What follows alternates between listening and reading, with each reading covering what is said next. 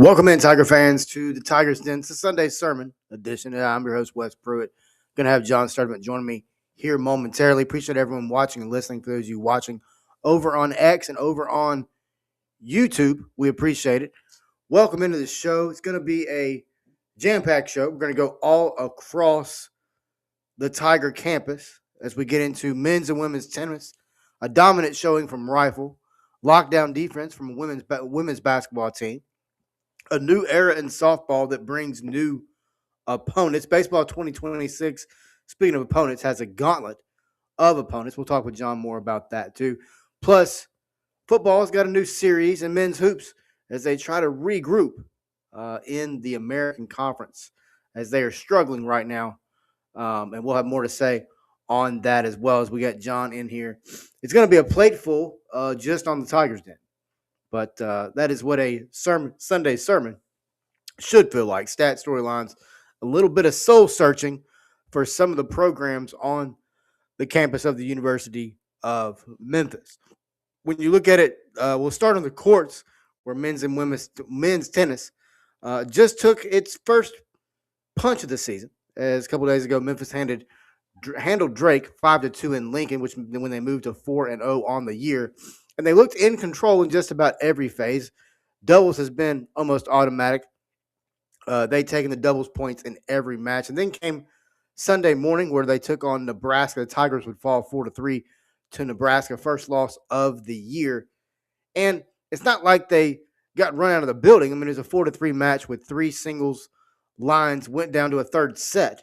And Memphis lost all three of those deciders. But thin margin for tennis for sure. But, look at doubles, once again, textbook for Memphis as they won all three of the matches. Then you go 2-0 on a completed court, sweep the point. You've done your job, but singles is where things would turn as the Tigers would get straight set wins, but ended up losing on the day to Nebraska. But when you look at this team, you look at how this men's team is, like I said, 4-0 coming into this morning's matchup with the Cornhuskers. But is this a fitness test, a fitness in depth story? We're still early in the season, but I mean, you know, are their legs not able to, stay under them for that final set, or is it just that Nebraska's really good? It could be a pressure and rep story. And like I said, we're early on in the season, maybe a little bit of both. But if you're coach, the film message is simple. We had this match. We were up. We were up a set in three spots, but those matches just fell short. But the other side is still 4-1 on the year. Doubles trend is real. This week is a reset. You got LSU at Leftwich, Friday, January 30th, 5 p.m. Free admission for those of you that want to go. It's a great get right spot in front of a home crowd for the Tigers. And then there's the stat that I love. If doubles keeps cashing in like this, you've taken every point. You've taken the point in every match so far. You're basically asking the singles lineup to split the board. On most days, that is a winning formula. And then you jump over to the women's tennis side of things. They're 0-2 on the season, but they are showing definite signs of life. On the women's side, the ITA kickoff weekend was a reality check, but not without some encouraging numbers. They opened with the number 6 team in the country, Oklahoma. They fell 4-0. But you look at how this women's team has been able to play. The key in that match was singles.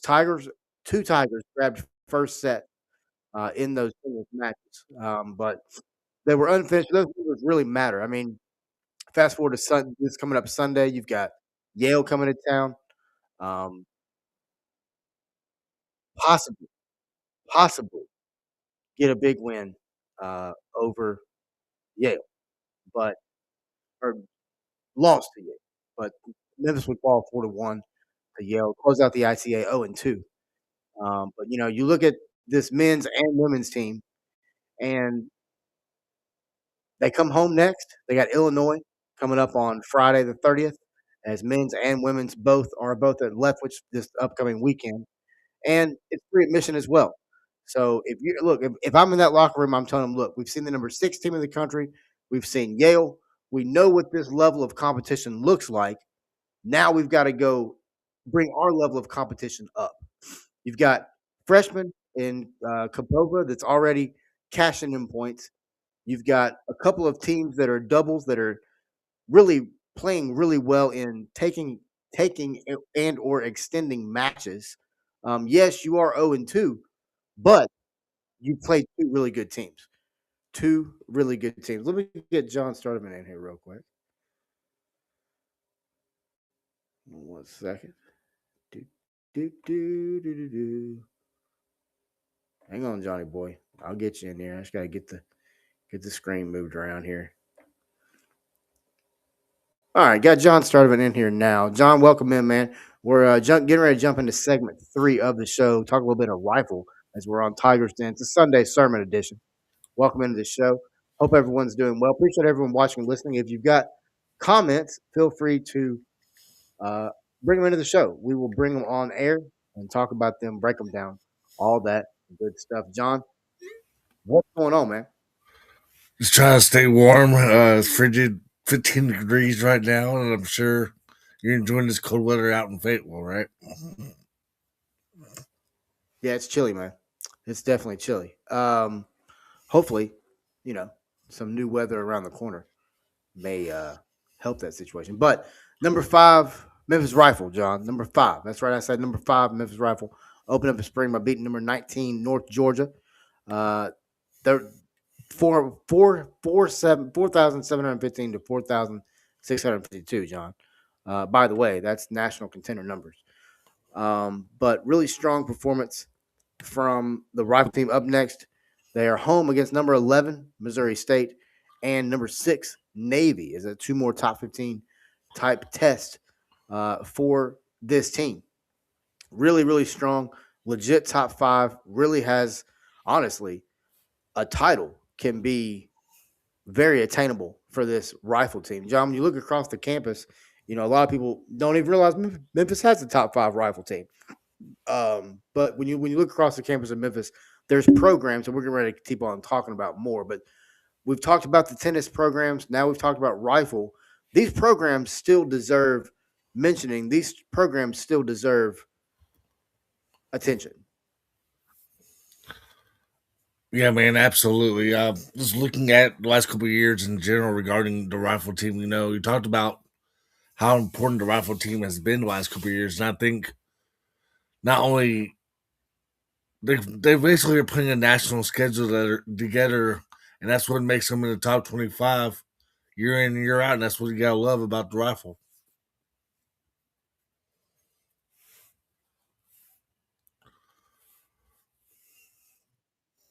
It's a good point. It's a good point. All right, man. Let's jump over to women's hoops. As we saw a team that's been struggling this year, but they did get a big win. They locked down defense by the numbers, John. But they knocked off UTSA 52-40. They led all but for 4 seconds, but it was the defensive numbers that really stood out to me, John. Only 40 points, second lowest output of the season for UTSA, the lowest total point by any team in an American Conference game this year. So, John, what stood out to you in a defensive win by the Tigers? I mean, they're 8-12 overall right now. They needed that win. They're 4-6 in their last 10. Like you said, 52-40. Um, I mean, it's ugly from the get go, I guess, but you gotta make a statement in that UTSA win. That was, really stood out to me was you finally got some rebounds, 44-30 in that department, and you out rebounded UTSA 10-5. And then you have 14 assists, but you're still turning the ball over is the main concern that concerns me if you're a Memphis Lady or Memphis Tiger basketball team fan for women's basketball. But we don't know what's really going on behind the scenes because they're turning. I mean, Deja Richmond is doing everything in her power to get this team back on the map, but she's had ups and down games as well throughout her last few games as well.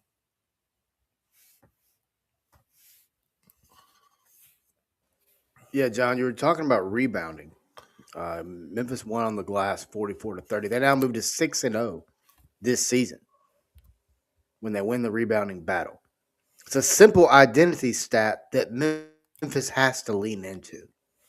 And you look at it, we're going to talk about men's basketball as well. And there's things these teams do. John talked about turnovers. If you look at the national statistics, both Memphis men's and women's, and this is not an opinion, by the way, this is a stat or this is a fact. If you look at Memphis men's and women's basketball programs, you look at the turnovers, they're near the very bottom, meaning they're one of the worst teams in the nation in turnovers. But you look at Deja Richmond, 11 rebounds. John, that ties a career high for her. Tammy Smith, 10 rebounds, ties a career high for her. And then Amari Williams, 10 points, 9 rebounds, just shy of a double double. John, the first quarter in this game really set the tone. Only 5 points scored by UTSA. But John, you got a team that's now 8-12 overall, 2-5 in the American, still trying to kind of find themselves offensively, but starting to find something on a defensive end. When the formula is win the glass, defend like crazy, then trust shooters late. It travels, but the next step is consistency, John. We have to see consistent wins from this team. Now, the original game scheduled for this upcoming Tuesday, the 27th versus Tulane, has been moved, obviously because of the weather. But, John, when you look at what I just said about consistency, Tulane, what's your thoughts on Memphis' next game against the Wave? I mean, I think it's a winnable game because both teams are about even. 8-11 Tulane, Memphis 8-12, like we just talked about. But the thing that concerns me still is you got to take advantage of your home court and in conference play, especially Memphis hasn't done so. In the last couple of years where they have lost to teams they're not supposed to. Like, for example, this year beat Florida Atlantic 74-66, and that was a winnable game. But it's just you gotta win these 50-50 games, man. Like, you cannot afford a loss like you did against Wichita State on the road to a team that only had won 3 games previously. I know in my off-season predictions, I had the Lady Tigers going 11-20 overall, 5-7 in conference play, and right now, well, I'm sorry, 7-12 in conference play. That was non-conference, was 5-7. But I just want to see more consistency on the rebounds, like we talked about, and I also want to see more free throws made as well because I've seen free throws also haunt the basketball team as of late as well. But Tulane's a must-win game, and you got to win it, and you got to be the split. Well, let's just say this: you got to play Tulane on Tuesdays make up, or right now Tuesday is postponed, right?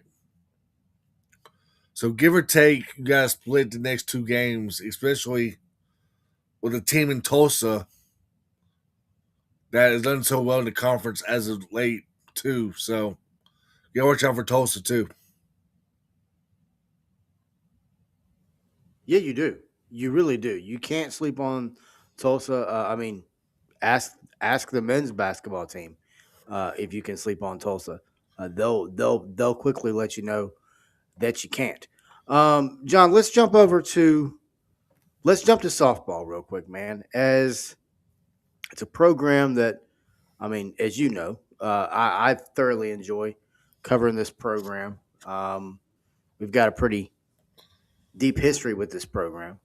But softball is stepping into a new chapter, John, as it is now the 6th ticketed sport at the University of Memphis. And numbers around this program are trending in the correct direction, the right direction.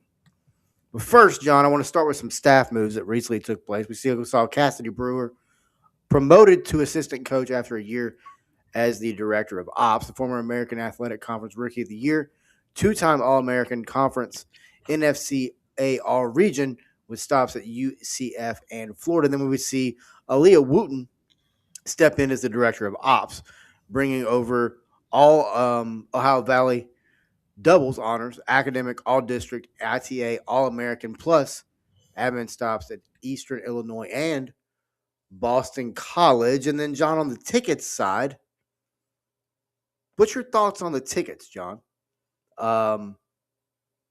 Students get in free. Youth up to two fans 17 and under are free per paid adult.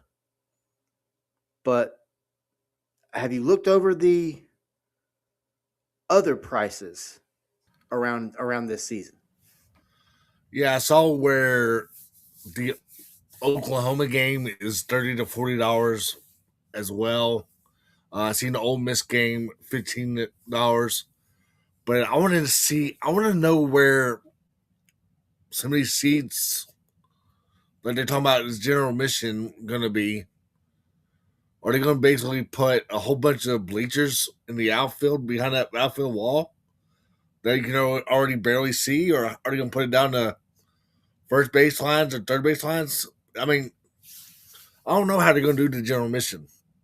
And the Oklahoma game, yes, it's nice to have that game on the schedule because I've seen Oklahoma travel to North Texas before. But I wanted to, I mean, I'm not surprised by that ticket price at all, to be honest with you.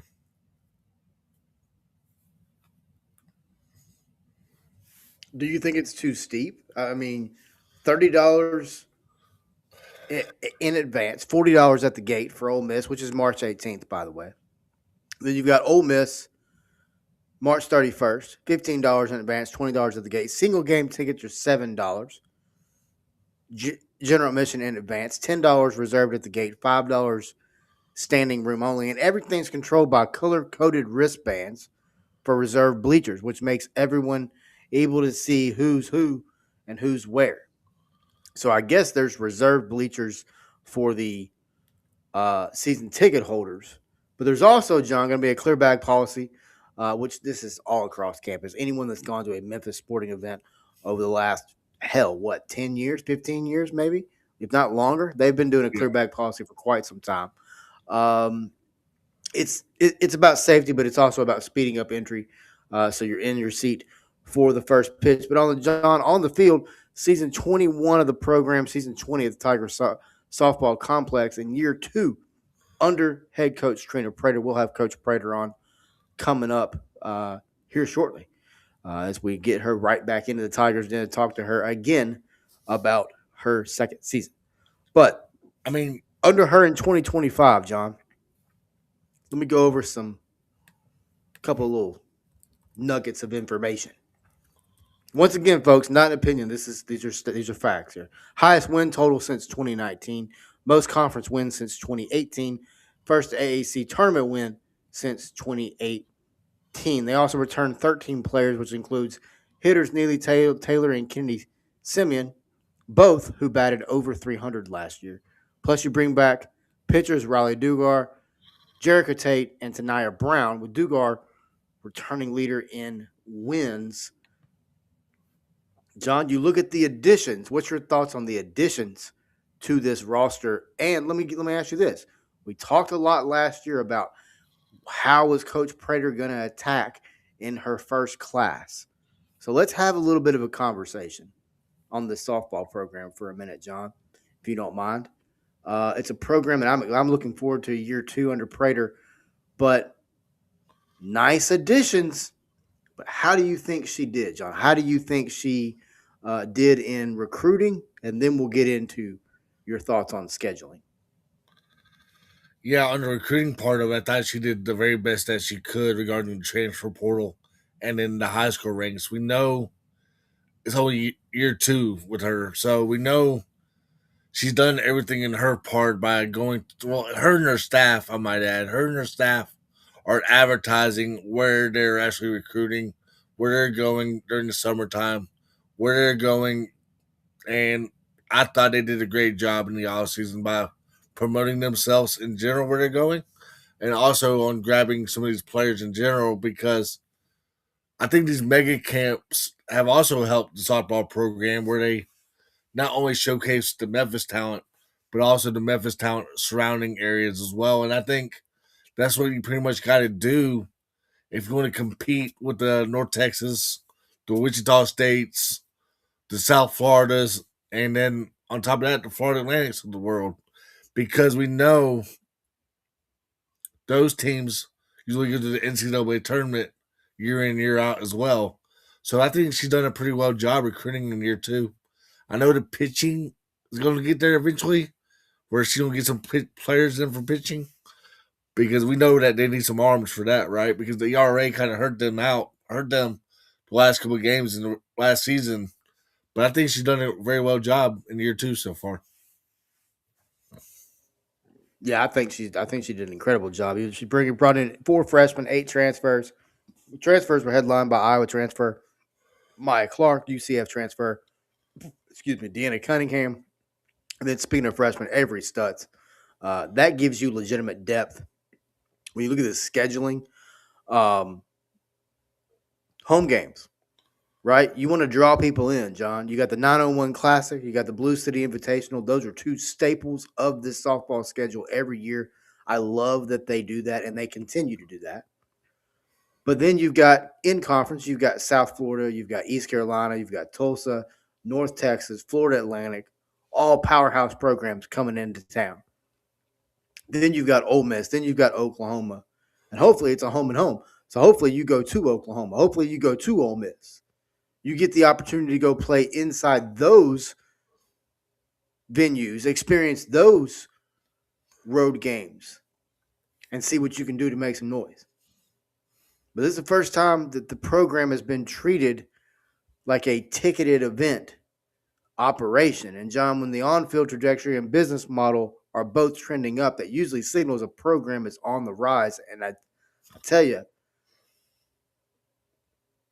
in just 1 year and off season now, as we approach the beginning of season 2 for Trina Prater, what she has done in a short amount of time has been very impressive to me. John, what's your thoughts on what she's been able to do so far as head coach of the Tigers softball team? Well, first of all, regarding the scheduling, real quick, you got some MAC teams that are pretty good on the schedule too. So Yeah, don't I forget. mean, John, we got time to get into scheduling right Yeah, now, like in depth if you want to. It's perfectly fine. I mean, I don't mind because I'm looking at the schedule and like early in the season is like 3 or 4 weeks away, man. Like because I'm looking at these opponents that they got coming to Memphis in general, and if you're a softball lover in general, you can't pass up watching these opponents in like Miami, Ohio, um, Ball State. They're two quality softball programs in the MAC, man. Like, who would not want to go watch Memphis softball this year on a weekend, especially, or even on a Friday night when, like, you got Kentucky coming to Memphis. So, you got some high quality programs coming to Memphis, this year in general. And hopefully, like you said, it's going to be a future home and home with these opponents. And she's not scared to play nobody. She said it in her first year. I want to put this.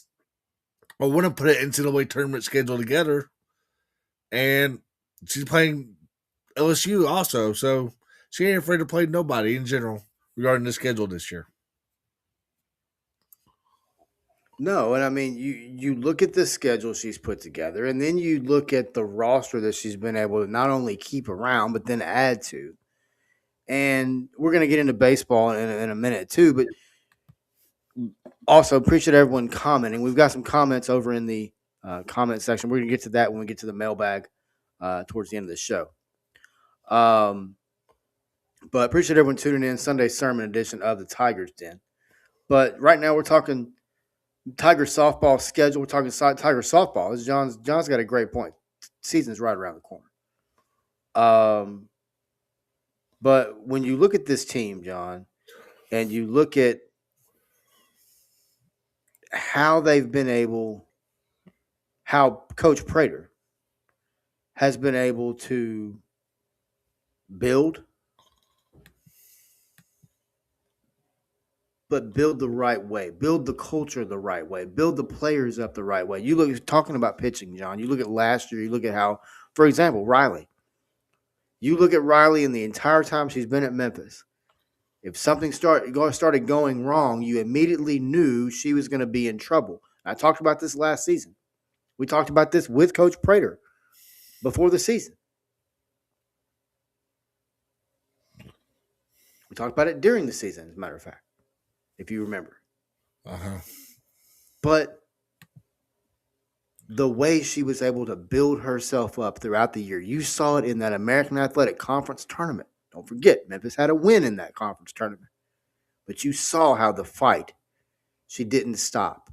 She continued to fight. She continued to turn around and implore for her defense to play well behind her, to defend her. It was fun to watch, man. Then you look at the other pitchers on the staff. Jerica Tate, Tanaya Brown, both of those pitchers, just longevity throughout the season. But I really enjoy, if you think back, John, the pitching coach was out last year for a large portion of the time. And who became the pitching coach? Who was the one calling the pitches? It was Trina Prater.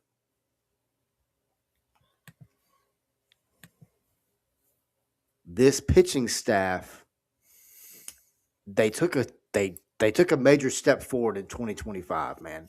They really did. And I'm really looking forward to see how they can do in 2026. But you also, John, you look at the hitters. Neely Taylor had a breakout season last year. Think about what she had to come back from. Think about what she had to endure mentally. And to come back last year and just, no pun intended, but knock it out of the park. But her, Kennedy, and others, like I said, both of them had over 300 batting averages last year, John. Fun stuff. Fun stuff for I think the this. goal this year, we won 19 games last year as a softball program. I think if you can get the 22 to 25 wins in year 2, I would take that in a heartbeat if you're a softball junkie. And that's the thing. Yeah. There's so many people that I know that I speak with on a week-to-week basis. Once this season gets going, I've got a list of probably 4 or 5 people, handful of people that talk to me on a weekly basis about this program. Good and bad, right? Win and loss. Right. But you know what they all tell me? It's a common theme. It's different. It's different around here. It's when you're at games, it's different. You can hear it. You can hear it on the sidelines. Good pitch, bad pitch. Listen to what the bullpen is doing. Listen to what the coaches are saying. There's a lot of positivity.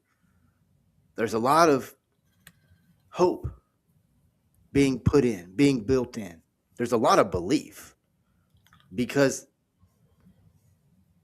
I mean, not to be rude, I think the program is in better hands. I mean, you were only And two.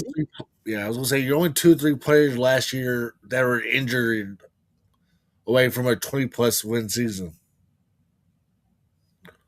because you had some incompatible impacts that got hurt in the middle of the year where they just couldn't do it no more. Well, if you go back and look at the schedule, you can go back and listen to our shows, whichever one you want to do. But if you go back and look at the schedule, John, from last year, think about how many of those close games, and there was a lot of close games. Right. Think about how many of those close games, if they just shift the other way, you could look up and Memphis could be 23, 24, possibly 25 win softball team in year 1 of Trina Prater. And I'll let you go back and look and see how many games the team won the 2 years prior. Right. I mean, it's a hell of a turnaround, man. And it's something that, I mean, we're going to continue to cover here. And when I say cover, I mean cover extensively. But then on top of that, I mean, we're going to continue to bring light to this program when they, when it's needed. And when there's constructive criticism, we're going to do that too.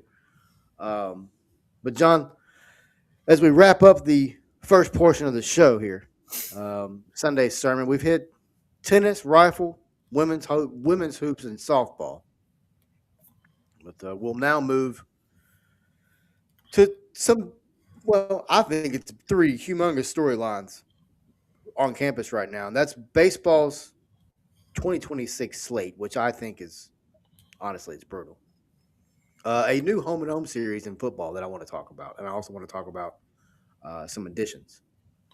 But, John, we also want to talk baseball, very similar to the way we did softball. And then we'll close up with men's basketball as they're just fighting through some road struggles right now. But before we do that, we'll take a quick break. Appreciate everyone watching. Appreciate everyone listening as well. But we'll take a quick break. When we come back, we'll get into the second half of the show as we get into football, baseball, and more right here on the Tigers Den, presented to you by 4 Star Sports Media.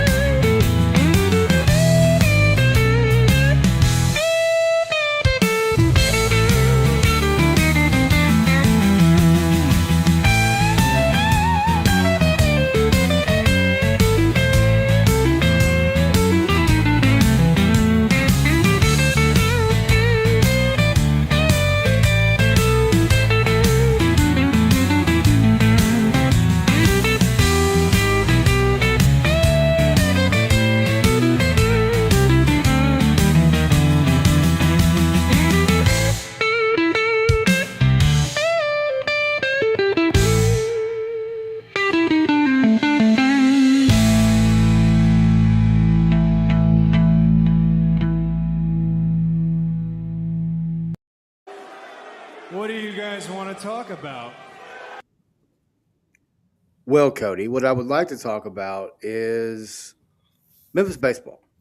John, let's go ahead and jump into it.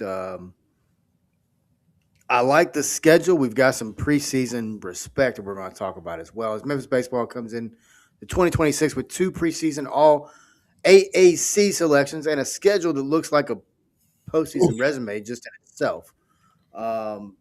But John, let's start. We got Shane Cox, young man, 5th-year infielder. John's familiar with him. Young man from Munford, Tennessee. He hit 286 in 2025, 20 extra base hits, 31 RBIs, 8 steals, a 3-game home run streak, 2 versus Rice and 1 versus Arkansas State for the year. John, when you look at on the pitching side of things, we got Braden Sanders, back-to-back seasons as Memphis' save leader, 9 saves in 2024, which led the American and was top 20 nationally, twice associated with the NCBWA, that's the National College Baseball Writers Association, which we are a member of. Stopper of the Year watch list. By the way, they don't let non-journalistic people in the National College Baseball Writers Association or the Football Writers Association of America. But anyway, closed out a series, a clinching win versus FAU and back-to-back saves in a UAB sweep. John, we look at those 2 guys on this roster. What's your thoughts on Braden Sanders and Mr. Shane Cox from Munford, Tennessee? Let me start out with Shane Cox. I feel like he can play anywhere in the infield. If you want to put him at first base, if you want to put him at shortstop or third base, I feel like he can probably play anywhere for you in that infield. And he's capable of that because I've seen him play at Munford High School. But yeah, regarding Sanders, man, it's good to see him back because he's now the closer on this baseball team, right? So, if I'm not mistaken. Oh yeah, he is the definite. He comes in and shuts your butt down. Yes. Okay, so I want to make sure he was a closer. Okay, because at one time he was a starter at times as well back in JUCO. So I just want to make sure. But yeah, man, made 18 appearances last year, 18.1 innings, recorded team leading 5 saves, striking out 20 batters while only walking 13.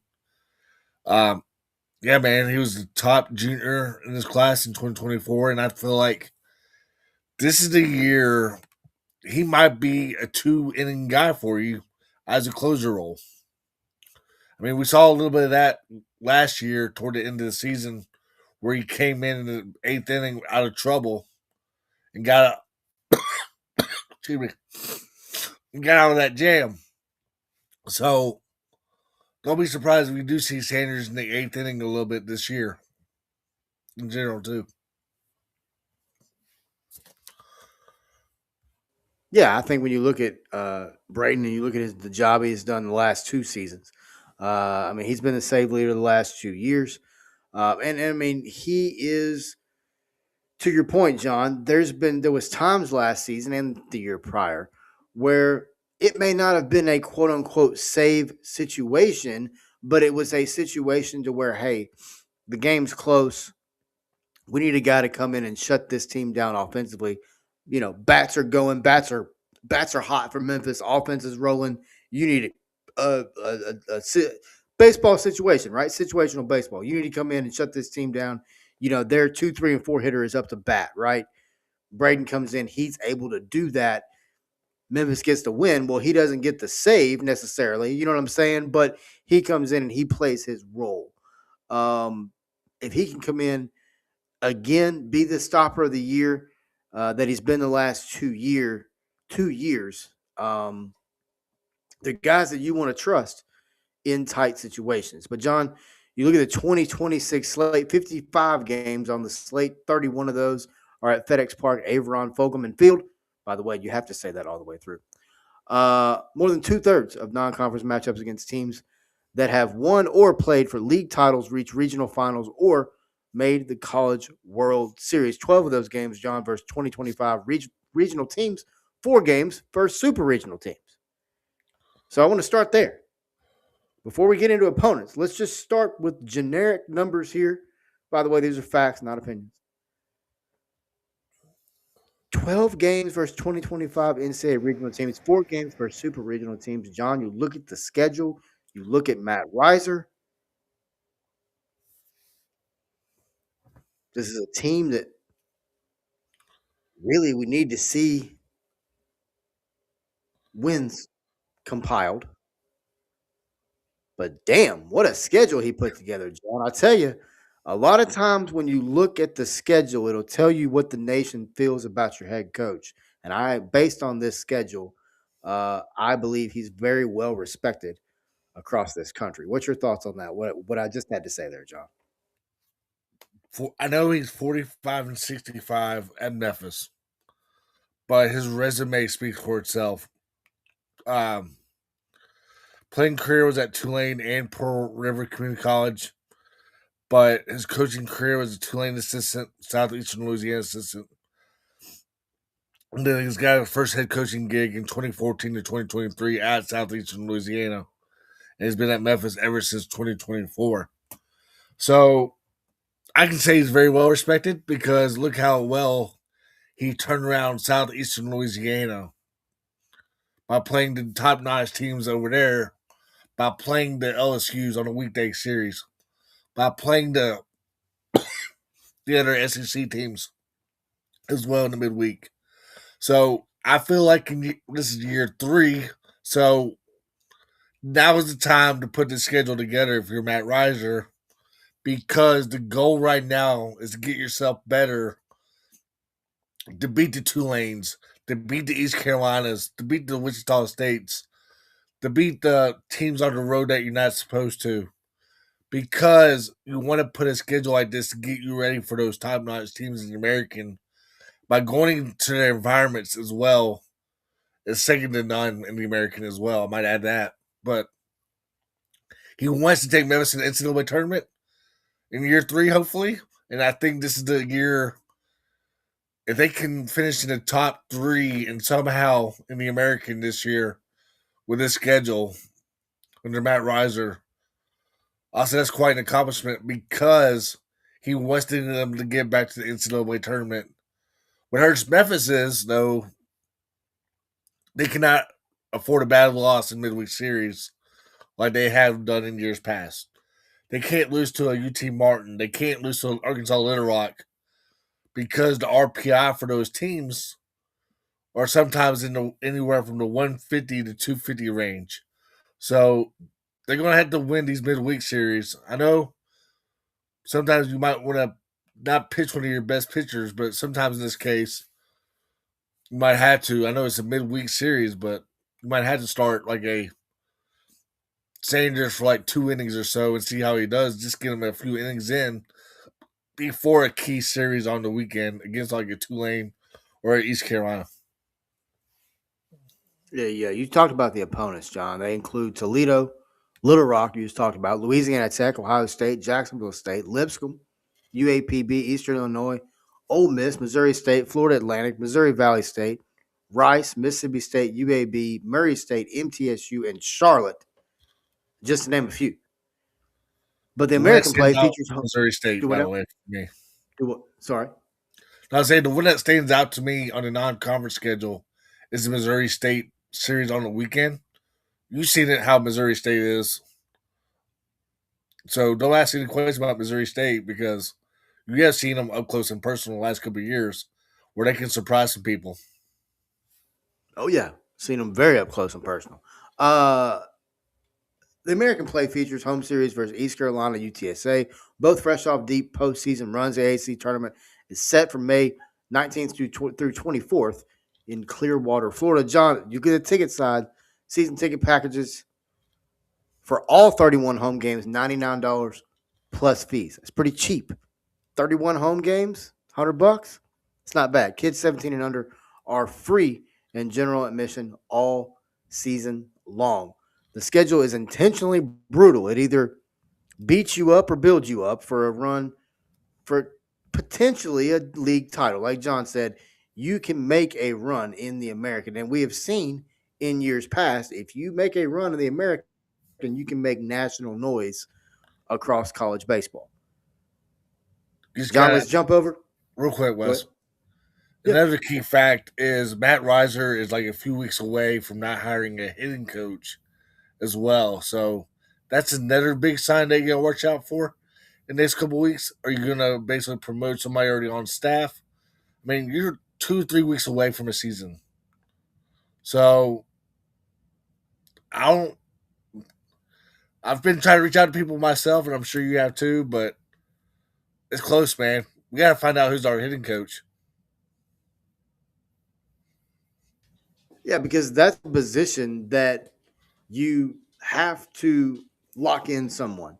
And I mean, I understand, obviously Matt Reiser has the capability of, stepping in and being a hitting coach. Other coaches on the staff have the capability of stepping in and being, you know, that stepping into that role on staff, right? Obviously, as a head coach, he can do that.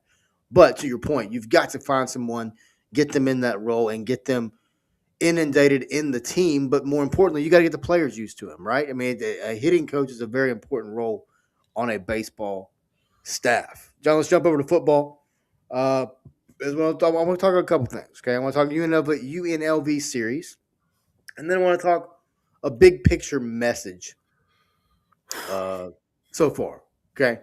So let's start with you. All right over there? I mean, we're Yeah. talking football. It's there's some positive things happening. I mean, not everything's negative in life. Football is planted a flag, John. Home and home series versus UNLV 2026 and 2029. Yes, people, this game replaced the 2026 game against Arkansas.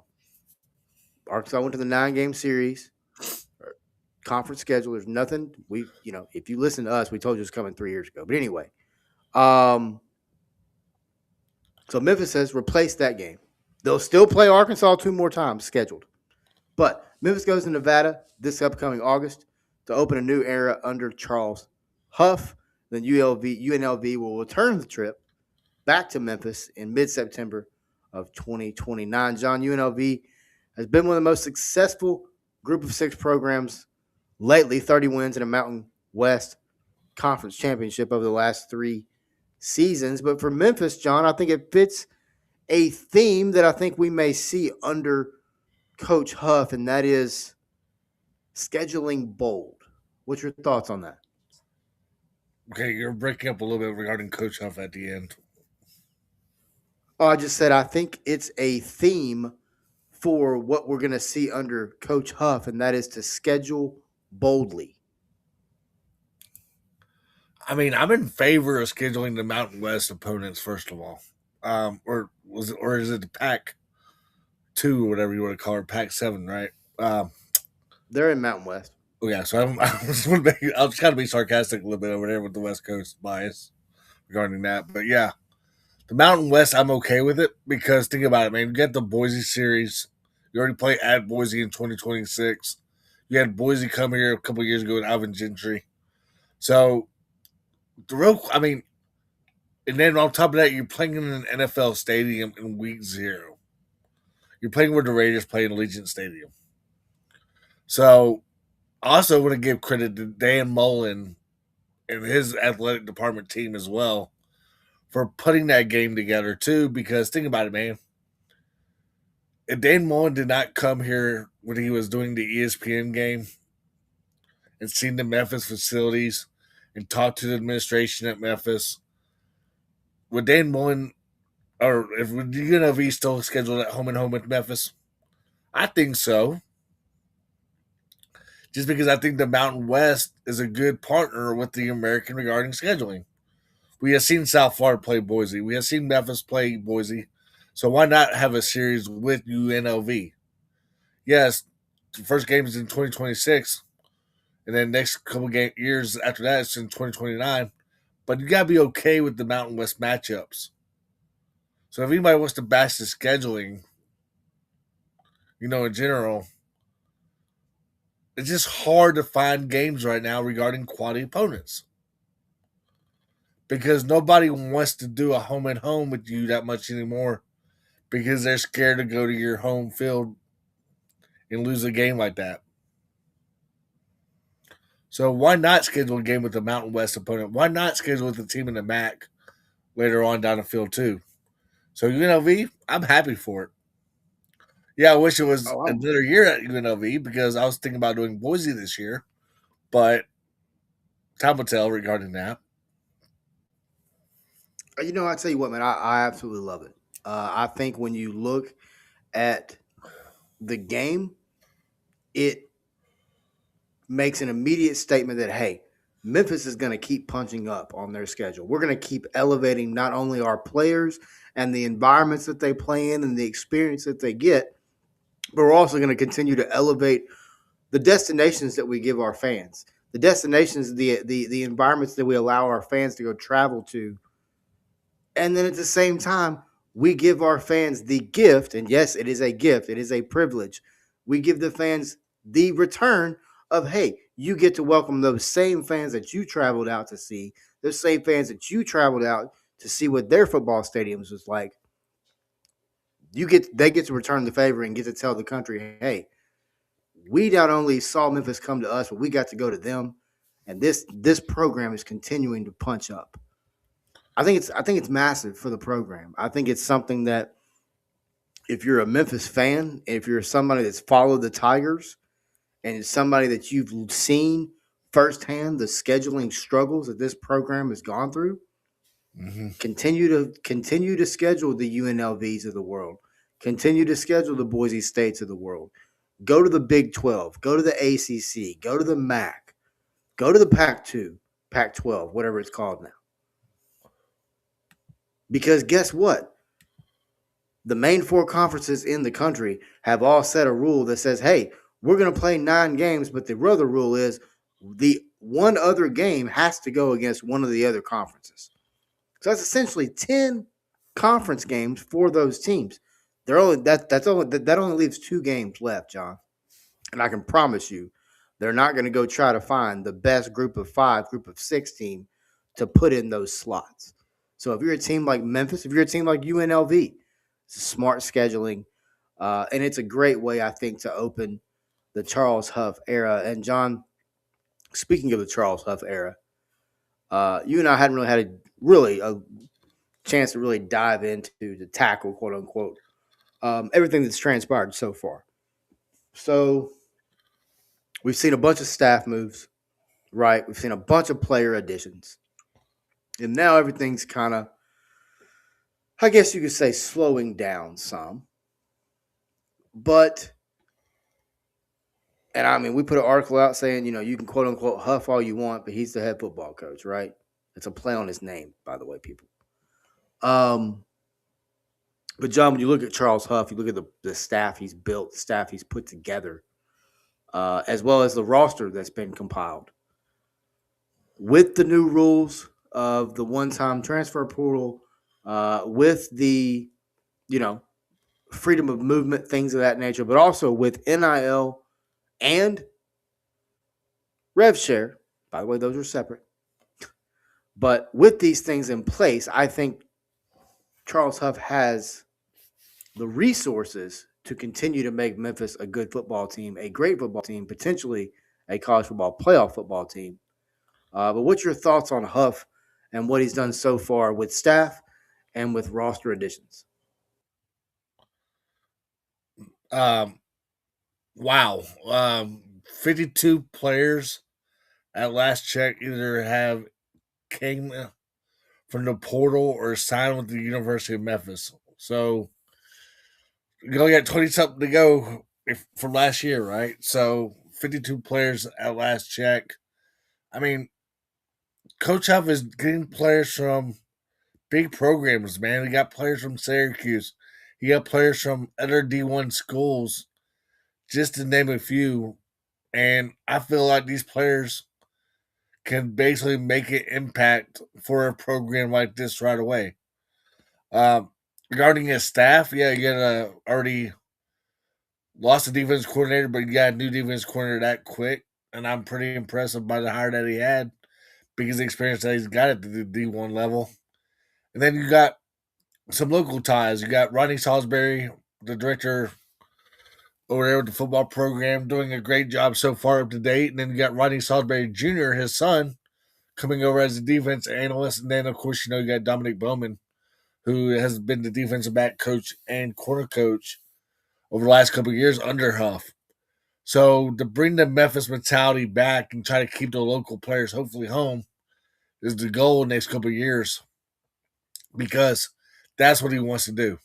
He doesn't want to lose players to other schools like Arkansas State or UT Martin or a few others.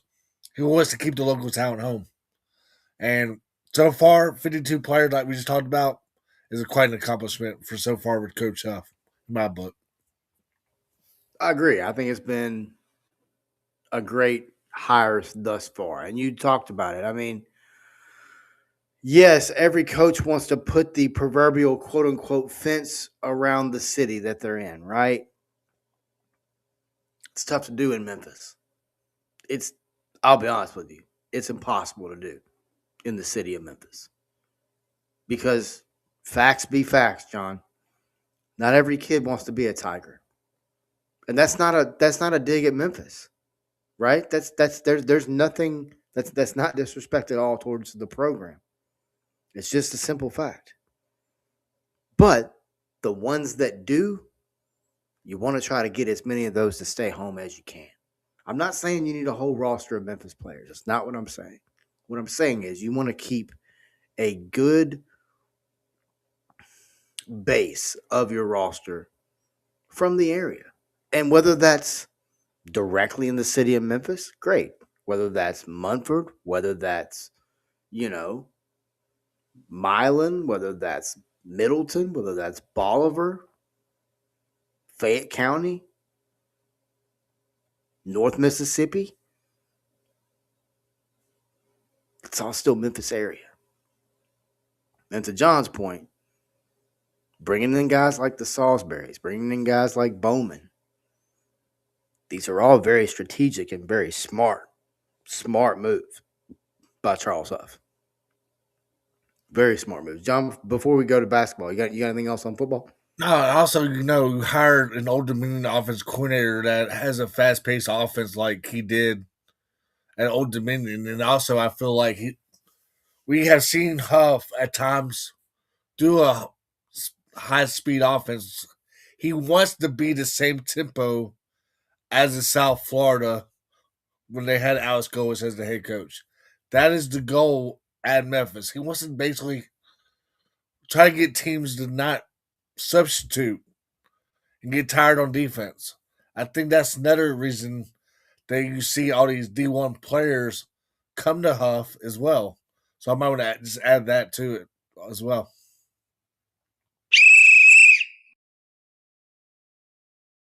All right, with that, we're going to jump over to men's basketball, John. I blew the whistle because, well, I mean, I don't want to get chastised, John, but this team's struggling right now. Road issues, but I want to look at it by the numbers, okay? Memphis falls 74-59, Wichita State. The numbers explain why. At halftime, it's 40-22 Shockers. Memphis had just shot 31% first half. Hit one early field goal, then managed just one more over a 6-minute stretch. They outscored Wichita State, outscored Memphis 20-10 in the paint before the break. Only 8 assists for Memphis in the game, John. It's a season low. 17 turnovers, which led to 17 Wichita State points. That's a little bit under the national the average for Memphis per game. It's roughly around 20 for Memphis, 18 or so. 40.7%, 24-459 from the field, 15%, John, from 3 of 19. I guess if you can't make them, you keep shooting. You just can't win on the road, John, with that assist to turnover ratio, and definitely with that style of shooting. I'll get into individual lines in a minute, John. From a team perspective, what did you see or what have you seen from this Memphis basketball team on this road stretch that's been slipperier than the roads in this area right now? Let me just say this as a whole real quick regarding the season. 9-10 and overall. My prediction early in the season was 18-13, 7-6 in the conference overall. So that was my prediction early on in the season, before the season started. But the thing that, like you just brought up, that thing that disappoints me this year right now, to be honest with you, 7 field goals made a game, shooting 32% from the field. You are tied 263 in the nation in that department in field goal percentage from the 3-point line. And then also, turnovers, you're at 13.7. Might as well run it off to 14. So your assist ratio to your turnover ratio is 14-14. And you're ranked 345th in the nation in turnovers. So, to your point regarding this road trip, first of all, I want to credit Tulsa by just being the better team in that game against Memphis, where they beat us 83-66. Yeah, Memphis was up by, what was it, 5 or 4. That's when Tulsa went on that 26-2 run and just shut you out completely out of that gym and just told you might as well get on the bus and get ready for Wichita, because that flagrant foul after that flagrant foul was a questionable call on Ashton Hardaway, but you got to play through that. You can't let the referees decide a basketball game. You just got to keep on fighting and fighting. But, man, 36 free throws for Tulsa in that game to your 14, that's unexcusable in my book. And I know your players got Sincere Parker only played 1 minute in that basketball game, but you got to take advantage of winning on the road. Yeah, Tulsa's always been tough at home, but man, that was a winnable Tulsa team that has had a lot of ups and downs this year, because now the quad 1 wins are going to be hard. Like, Tulsa very well could have been a quad 1 or 2 win under your belt, because they were 17-3 on the season. And then that Wichita State game, man, you're up 4-0. And then Wichita State won the game 74-59. But my thing about this game was when Wichita State went on that 20-plus run, where is the energy? Where's the boxing out? Where's the coaching? Where's the energy. My thing is, why are you not calling a timeout in this moment? Why do you have your arms like you do every game on the sideline Just and fold it not up. call a timeout? We know Wichita State's always also a tough place to play at, but get their fans. You don't want to get their fans all rowdy up like they were Saturday. Why not call a timeout and get your guys more focused and say, hey, let's get this crowd a little bit more quieter and what's going on ourselves and call a timeout. But man, Wichita State was just a better team, and it showed yesterday on Saturday as well. Well, I mean, you look at the individual lines, John. Curtis Givens, the third, 11 points on 4 of 9 shooting. Bradshaw, almost a double-double, 10 points, 9 rebounds, 2 steals on 5 of 9 shooting. Simon Majok, 10 points all in the second half, by the way. Majok's second half, I thought, was a real bright spot for this basketball team. Then Julius Stafford, 7 points, 6 rebounds. John, talking about rebounds, Tigers had 29 bench points. That's great. But you still get whooped on the the rebounding battle, 40-36. Only 9 offensive rebounds for Memphis in the game, John. Then you look at Wichita State, you talked about it, 45% shooting, 30 of 67 on the day, 9 of 26 from 3, 35%. Balanced scoring, 4 in double figures. And then Brian Emenike, and yes, that is how you pronounce his last name, with 3 first half threes, which was a big lift for that team. But, John, you fall behind by 24. Then make a 26-13 run to cut it to 69-58. But then you just run out of possessions, man. You run out of possessions. 1-6 now in true road games for the Tigers. You talked about it, 9-10 overall, 4-3 on the year. 3 straight conference road losses, John. Not a good look for the Memphis Tigers. The good news is the schedule does bring 2 big ones back to FedEx Forum. As you've got FAU coming up Thursday night, 7 p.m. ESPNU. Then you've got Tulane coming to town on Sunday, 2 p.m. on ESPN2. So, John, let me ask you this, man. A couple of discussion angles here. It's been a fun show, by the way. I had a lot of fun with the Sunday sermon edition. Appreciate everyone watching and listening. If you enjoy what you see, enjoy what you hear, hit the like button, hit the subscribe button, hit the little bell. Ding! Hit the little bell. Ring that bell. You can ring my bell.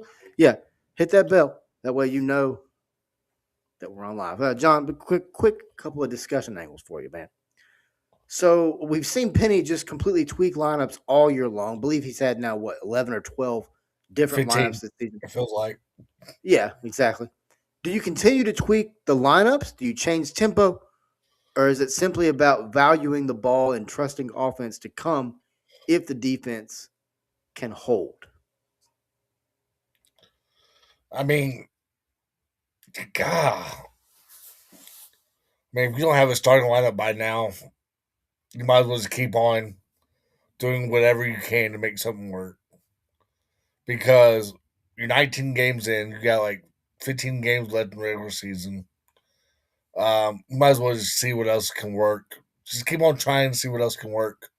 Because according to him, the second team showed up a little bit more than the first team did the other day against Wichita. So I guess you got to keep on trying to see what else could work. Like to your point, Curtis Givens and Julius Stafford can't do it all by themselves. I would say maybe just start them and see what else you can find. The thing about Memphis, though, man, is they're getting in foul trouble, aka Mr. Bradshaw is getting in foul trouble early in these games. So you got to go to your bench pretty early. And that's one reason I'm like, it's just hard to find a routine when your main guy in Bradshaw has great games not being in foul trouble, and then he goes back to his old self like he did in the first of the year, get 2 fouls in the first 5 minutes of the ball game. Yeah, that's a good point. That's a good one. Either way, this week at home is season defining for this Memphis basketball team.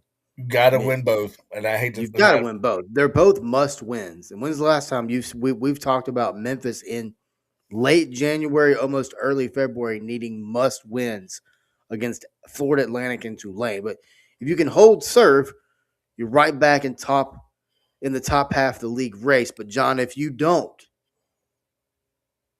you're on the verge of potentially not making the conference tournament because the seeding for the bracket has changed this year. Right. Top 9 go to the tournament, to your point. Right I now, mean, Memphis is what? Sixth, seventh, seventh, I sixth, believe. seventh. Is that? I mean, they're in that range. It's either 6 Uh, or 7 to your point, but I think they're tied for 7th right six, now. seven, 6, 7. Yeah, they're in that range. But sorry, I had to. Here, I'm looking at it No, right that now for you. Hang on 1 second. season defining week Here we for the go. Let me Tigers. let me go over the standings real quick while you're talking Sure. about standings real quick. Florida Atlantic 6-2. After today losing to South Florida. South Florida 6-2 or 5-2. Tulsa's 5-2. Temple 5-2. Charlotte 5-2. Wichita State 5-3. Memphis 4-3. So you are 1, 2, 3, 4, 5, 7th place right now. North Texas is 3-4. UAB is 3-4. Tulane's 3-4. Rice is 2-5. East Carolina's 1-6. How strange was that day the other day? East Carolina going into Denton, Texas, beating North Texas. That was their first conference win. And then you got UTSA Massive win. 0-8. But to your point, Florida Atlantic is coming off a disappointing loss today against South Florida. You got to beat Florida Atlantic after you're losing to them at Florida Atlantic. And we know Ron Hunter can outcoach Penny Hardaway at times too. So Tulane is a must-win game as well under your belt because you don't want to have another loss, and then you still got to go to Tulane and play at Tulane. And then, man, Andy Kennedy's still around the corner too. So that's a tough three tough games under your belt, next 3 ball games. And you got to go either 3-0 or 2-1. You cannot afford to go 1-2 in these standings right now because the way the standings are, like you said, top 9 make the tournament, the other teams stay at home. And you want to say, we'll talk more about this another day, but the attendance will start going down more and more if they keep on losing. Let's just say that. And let's not forget, this program was picked preseason as the favorite. They're on the verge of not making the conference tournament. John, let's close up this Sunday sermon with a big picture across Tiger Nation. All right, let's start with men's tennis. 4-1 right now. Doubles is rolling, but a 4-3 heartbreaker at Nebraska. That'll sharpen them up before they got LSU. Women's tennis is 0-2, but freshmen like Kabova are already on the board, and they got doubles teams that are getting into winning positions. You jump over to the rifle team, number 5 team in the country. Big win over North Georgia, and lineups with 5 shooters are 1172 or better. You got women's hoops, plus 14 on the glass. Big win over UTSA. Defense really stepped up. Was a historical performance for defense in the American. If you look at the women's hoops, if you're looking for bright spots around programs, still undefeated when they win the rebounding battle. You got softball, year 21 of the program, year 2 under Trina Prater. We talked about the numbers. We talked about the players that are returning. Neely Taylor is one that I, once again, have my eye on this year. I am just the way that she came back last year really showed she's digging in, no pun intended. She's digging in and really trying to better herself on the softball field. Got my eye on Neely again this year. That softball team's one to keep an eye on in the American. Then baseball, we talked about it, John. One of the toughest 55-game schedules probably in the country. A very fan-friendly season for both men's baseball and softball as well for the Memphis Tigers. And on the football side, John and I broke it down pretty heavily. But big-time schedule for UNLV. And then on the men's side, hey, look, right now they're under pressure. Got a massive home week coming up to prove they can still be a factor in the American. John, every program has a storyline. Every game has stakes. That's where Memphis Athletics is right now, John. But I love that we can encompass the entire campus because, like I just said, every program has a storyline that deserves conversation. And John, as we close, speaking of conversation, I want to go back and do a mailbag before we close.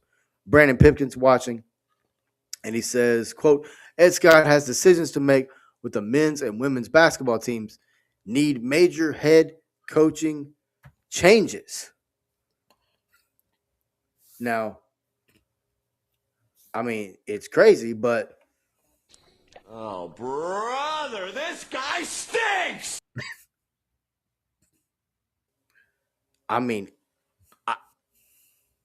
anyway. Just What's tune your in. thoughts on what Brandon has to say? Let's just If you need any that route. explanation to that, just go back to listen to an Inside the Lines episode when Brendan Pipkin was on Inside the Lines on 4-Star Sports Network. And his explanation is on that show. That's all we got to say about that. Good point, man. It's a good point. But for John Sturver, I'm Wes Pruitt. This has been Tigers Den Sunday Sermon Edition. Thank you for spending your Sunday evening with us. Catch a replay of episodes 1 and 2. Share it with a fellow Tiger. Keep the conversations rolling all week. By the way, folks, God bless you. Be safe. Have a good evening. And as always, folks, go Tigers.